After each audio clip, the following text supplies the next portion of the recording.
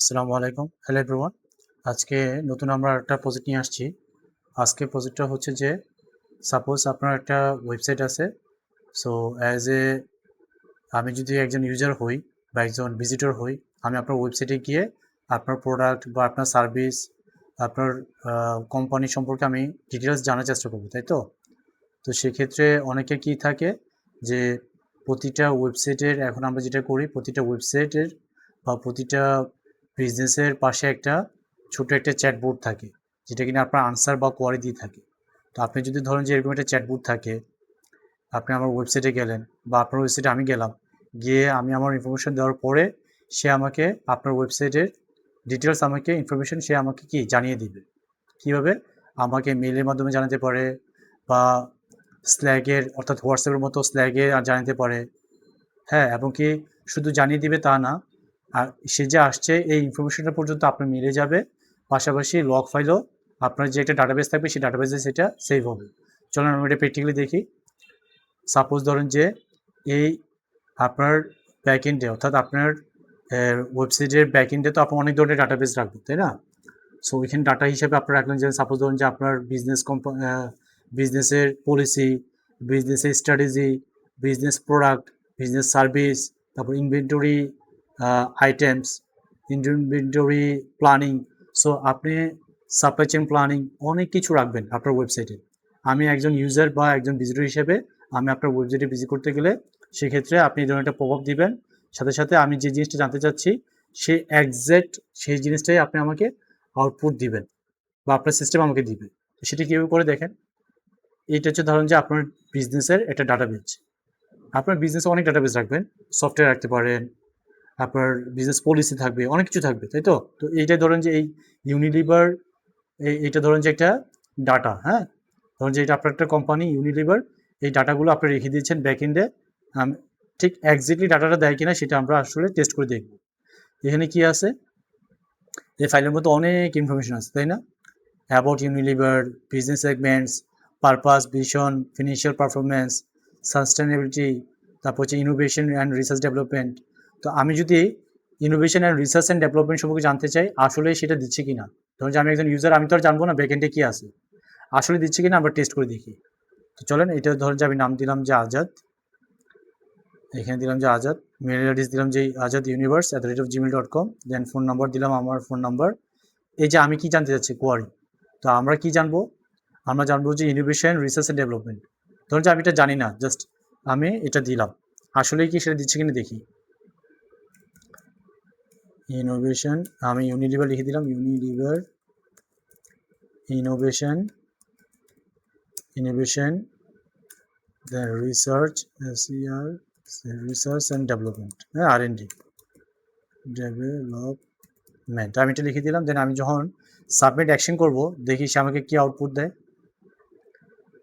দেখেন, এইটা তো একটা চ্যাটবুট, সে এক্স্যাক্টলি আপনার ওয়েবসাইটের একেবারে ট্রু, রিয়েল, অথেন্টিক ইনফরমেশনটা সে এনে আমাকে দিবে।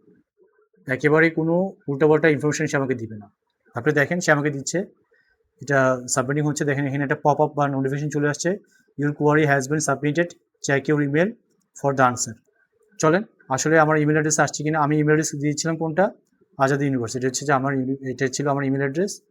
আমি যদি রিফ্রেশ করি, দেখেন আমার মেল অ্যাড্রেস মেল আসছে, ইউনিলিভার কোয়ারি আনসার।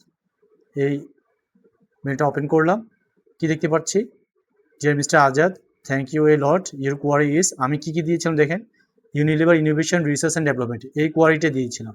সে আমাকে কি আউটপুট দিচ্ছে দেখেন, তার রেজাল্ট কি আসছে। রেজাল্ট হচ্ছে Unilever's innovation, research and development highlights annual investment of over 18 million euros.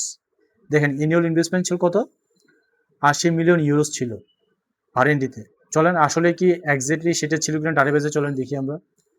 Unilever invest over 800 million euros annual in research and development.